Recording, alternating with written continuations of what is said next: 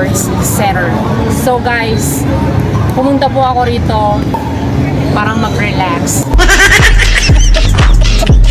Hindi mag-jogging guys, mag-relax. Ayan guys, oh.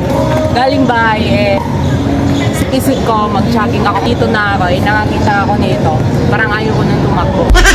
Gusto ko na lang mag-chill-chill. Kahit mataba tayo, kahit pa paano nabawasan tayo ng konting timbang. Pero konti pa nga lang po. Dahil nung last month, 73 kilos po ako noon. At ngayon siguro mga nasa 60 plus na lang po talaga ako. So ayos. Masaya dito dahil hapon marami pong nag-jogging, marami nag-exercise. Mamaya tatambling po tayo guys.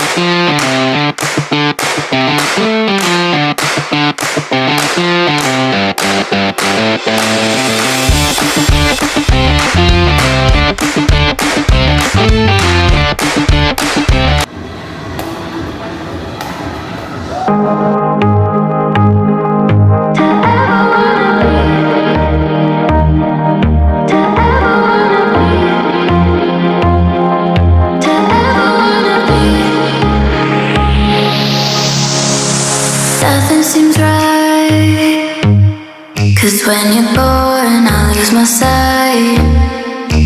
It's harder at night. The curtain's drawn, can't show my eyes. Beauty still sing for me. I get a feeling you're lost in a dream. Told me I'm all that you need, but you're too far to even hear me scream. Don't let go, I'm too scared to ever wanna be alone. So ayun nga mga kachingko, natapos na po ang aking pag-exercise. So yun nga guys, kahit dumating kayo ng hating gabi or madaling araw, walang problema po kasi 24 hours po ang Marikina Sports Center. Kaya babalik pa rin ako sa sports center na yan kasi malawak yung oval. Ito pa, may swimming pool sa loob guys. 50 lang yung entrance, morning up to lunch. Tapos, pag gusto mo pang mag-extend hanggang hapon, additional 50 pesos ulit. Kaya 100 kung gusto mo mag-swimming ng all day. Kaya okay lang. Kaya next time, talagang mag-swimming ako dito sa loob dahil actually matagal na po akong hindi nakapag-swimming ng swimming pool since 2011 pa. So, how many years na? Diba? Alright guys, alright mga kachinggo, thanks for watching.